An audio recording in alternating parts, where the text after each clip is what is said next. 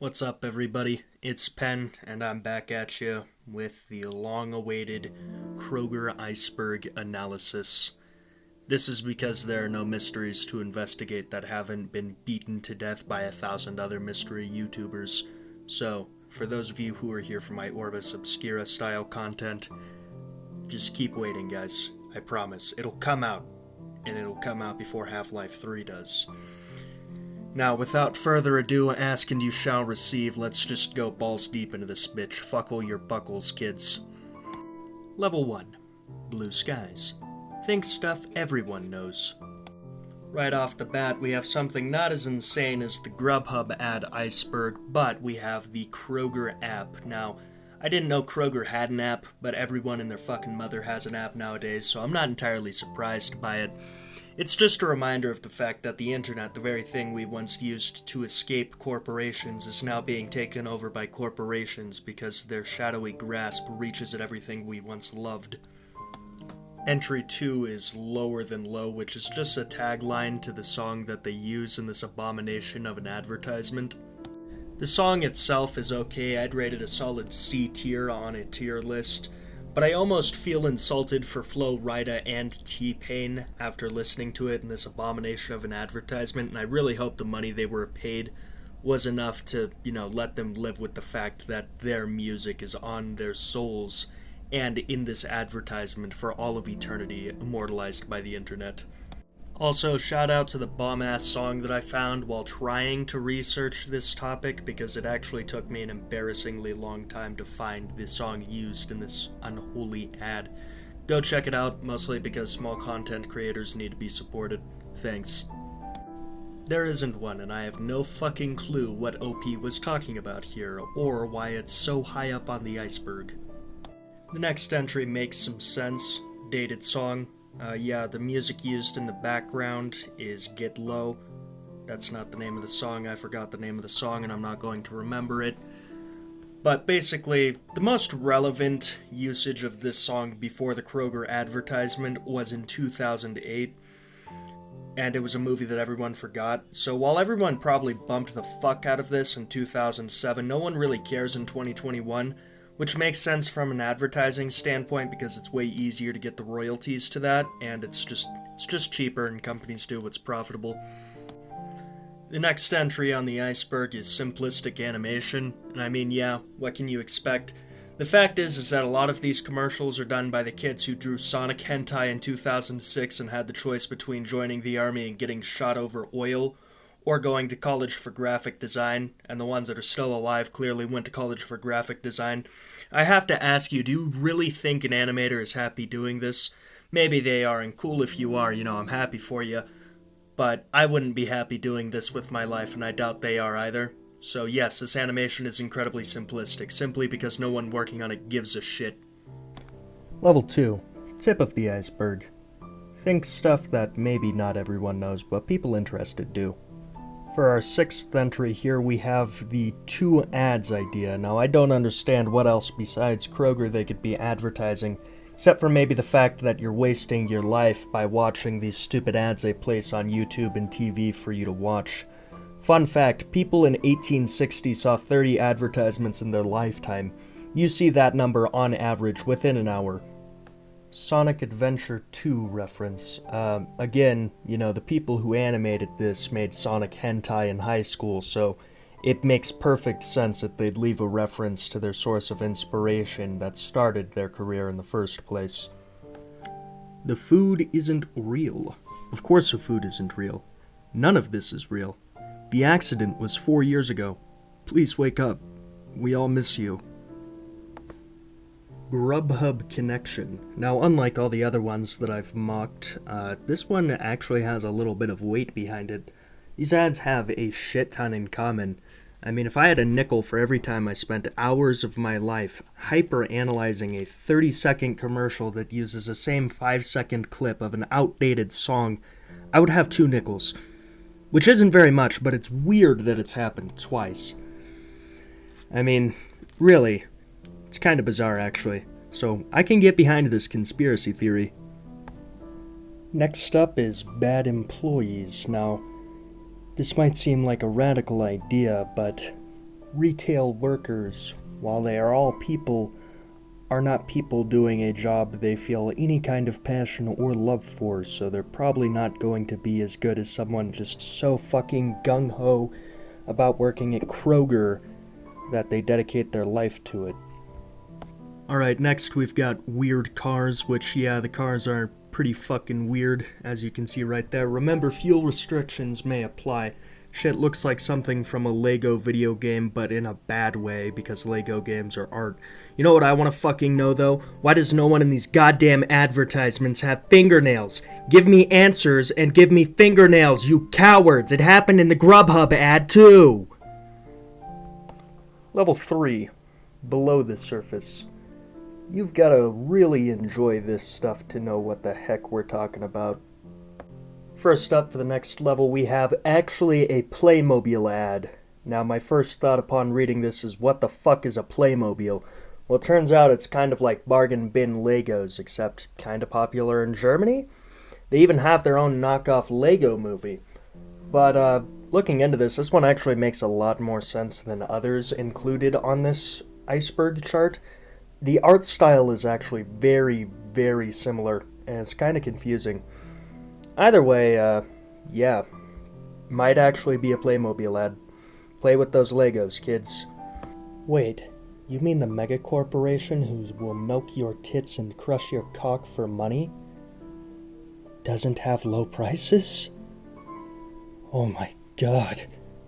The art style is definitely reminiscent of one, but I don't think any second grader knows of the song used in the background here, so I'm gonna have to thoroughly debunk this. Sorry.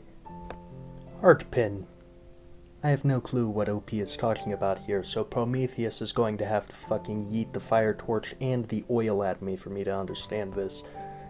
I've watched this ad so much that I know that they used the same stake asset for the guy's phone, and that's shown for like a split second. I've analyzed every character model. I really don't see a hard pin anywhere, but maybe it's like something different. I don't know.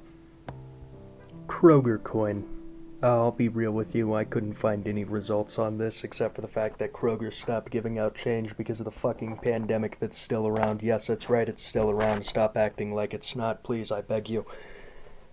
As for why they could have made KrogerCoin or be considering making a virtual currency, which is what this clearly is intended to be, my best bet would be to profit off of the internet's most dangerous investors, Wall Street bets. Yes, that's right, they're trying to profit off of Wall Street bets. Not even Wall Street, but those 4chaners are so wildly fucking unpredictable that I am certain they would buy this shit and skyrocket the price for the meme. Pineapple phone. Now, believe it or not, Apple will shove an entire broomstick down your eye socket, presuming they don't find the other place to shove a broomstick first, if you dare copyright infringe upon them. So you see it literally everywhere, and basically everything that has a phone, there is some sort of fucking fruit with a bite taken out of the back of it because no one knows how to have a goddamn original thought around here. It's like Reddit, really. And no fruit is safe. Pears, oranges, pineapples, you fucking name it. There's gonna be a bite taken out of it and it's gonna be slapped on some plastic fucking rectangle supposed to represent a phone. Level 4. The Dusk Zone. If you know about the stuff here, you might need to take a step back. Go outside. Look at the sun for the first time in weeks. For our first entry in this level, we have fuel points based on credit score. Now, I'm gonna have to debunk this, not because I think Kroger is any kind of decent or anything, but because as much fun as they might have mocking poor people, it's way more profitable to abuse them rather than make money off of them. So I think the fuel points are based off of how much you spend to encourage more spending so that you think you're getting a bargain so that they can, again, milk your titties and crush your cock for every dime in your possession. TurboTax plot. Now, I really doubt that this is related to TurboTax, although they did put out another god-awful 30-second long ad that was slightly condescending as a mega-corporation told working-class people that it knew what they were going through in a global pandemic. However, the animation styles aren't similar in any way, and the plots aren't related, so unless Kroger's trying to encourage me to commit tax fraud to avoid paying for the military, I don't think these are related. Dodo meat. I'm gonna have to give this one a solid no out of 10. I would joke about how threatening Kroger would be if they had time travel, but the last thing we need is something new for the chuds over at Fox News and OAN to be screaming about.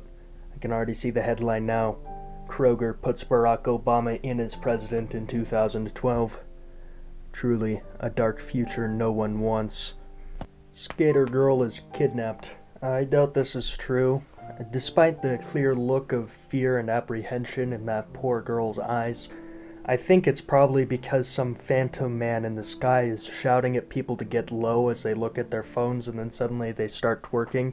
You know, I'd be pretty fucking terrified if a booming voice from nowhere started making everyone around me twerk too. No one else in the store. Now I'm gonna go ahead and take a gander here. This was animated in 2020 during COVID-19 and no one's wearing a mask, so I'm gonna guess that canonically this takes place in a small town in Georgia where Kroger is the biggest store for miles and the population has been fucking decimated by COVID-19.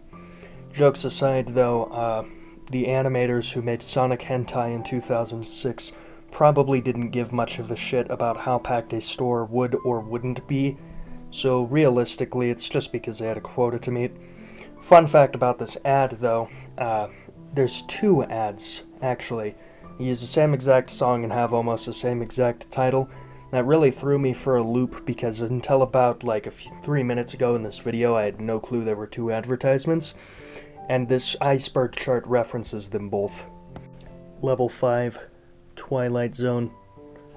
This stuff is so ridiculously obscure that if you're not going to wake up from the coma you've been in for the last year, you at least need to go outside and say hi to your loved ones because you've been on Reddit for the last 6 months.